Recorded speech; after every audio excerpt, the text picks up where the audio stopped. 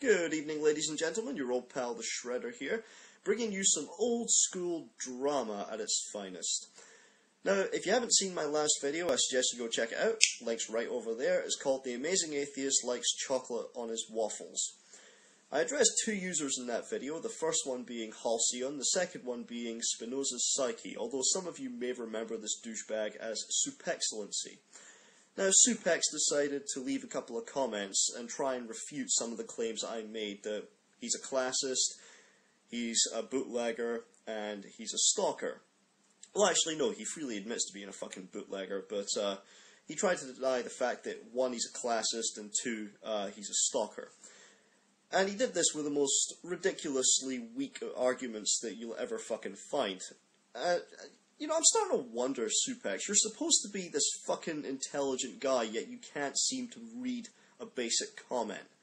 Now, I'm not going to rely on you guys to follow the text comments in that video, because I know a lot of you just leave text comments. You don't fucking read anyone else's. Not all of you, but the majority of you don't read anyone else's text comments. But Stupex left some bullshit there, and he also sent 2 PMs to me as well. So I'm going to go through each and every one of your points, point by point, Johnny, and we're going to let the fucking audience decide. Dislike this video if you think Stupex the douchebag wins this argument. If you think Shredder the douchebag is going to win this argument, like this fucking video, and please explain your justification for why you think either of us wins this argument.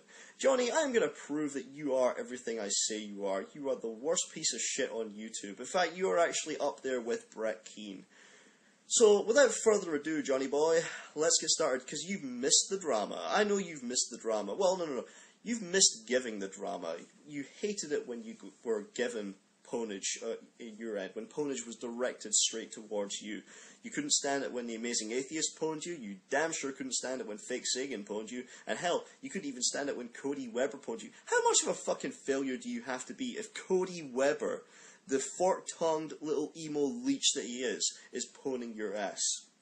Anyway, without further ado, Johnny, let's see your responses. Now, this comment was left in response to a comment that I'd made towards the user Damage Report.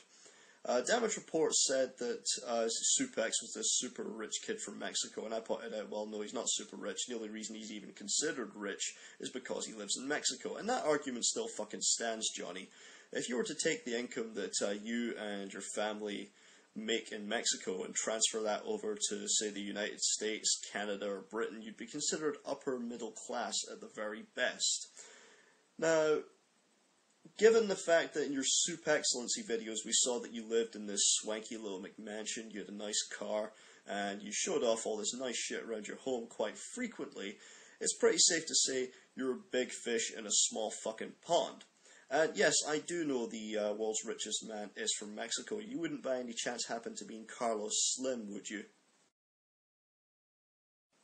Well, no, Johnny, this argument falls flat on its face as well, because when you're considered for the world's richest list, they measure your net worth in US dollars, not your home fucking currency. So this guy's richness wasn't measured in Mexican pesos, because if you were to measure somebody's wealth in their own fucking currency, then Robert Mugabe would have to be considered in the top 10 because of all the Zimbabwean dollars he's got. Zimbabwean dollars aren't worth shit anywhere else in the world, but my god, he's got fucking trillions of them down in Zimbabwe, so obviously he would have to be at the fucking top of the list, or just near the top. No. It's US dollars.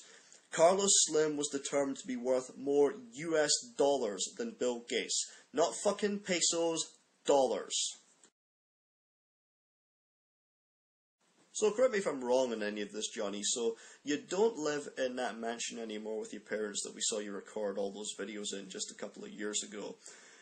You now pay rent for a 2-bedroom home and drive a still fairly recent model of car, albeit a Toyota, in Mexico still. And you travel back and forward to America to visit Naomi because she's not a Mexican citizen and you're not a US citizen, so you can't really live in one another's countries legally. But if that is the case, and you still do all this living in Mexico, you are still considered a rich motherfucker by the population.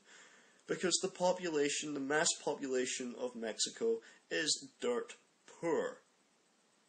What part of that do you not understand? You are still considered a rich guy in Mexico, a big fish in a small pond. Oh, and by the way, Johnny, next time you go over to America, please visit a southern state and do your impersonation of an American in one of their comedy clubs. It will be so fucking priceless. Somebody go along with them and film it and film the aftermath. And trust me, that shit will go viral quicker than any other video here on YouTube. Johnny, you didn't have to say you were fucking rich. You showed off this mansion you lived in, this nice sports car you had in the driveway, and all these fancy possessions you had around your home.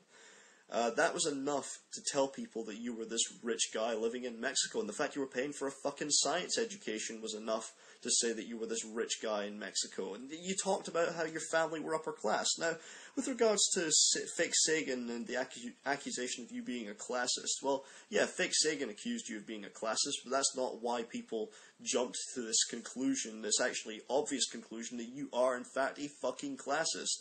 You did that yourself, Johnny, with 2 little videos on YouTube. Now, the first one, it was in the description section where you put in, "I am a classist, get over it." The second one was where you sat in front of the fucking camera and you said on YouTube, "The vast majority of YouTubers are rednecks." Please, please, motherfucker, I'm begging you, come onto the camera, make a response to this one, and try and spin that statement in a way that it isn't classist, you stupid motherfucker. I'm curious to know which it is, Johnny. Was it a case of you decided to do this while you were still in Mexico, that you were going to go from Mexico all the way up to fucking Mendham, New Jersey, just to screw with Gary? Or was it a case of you went to New York with Naomi and one of you figured, well, wait a minute, Mendham, New Jersey's only about, what, 30, 40 miles away from here?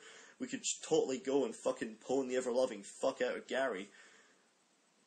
That is still classed as stalking, you fucking retard.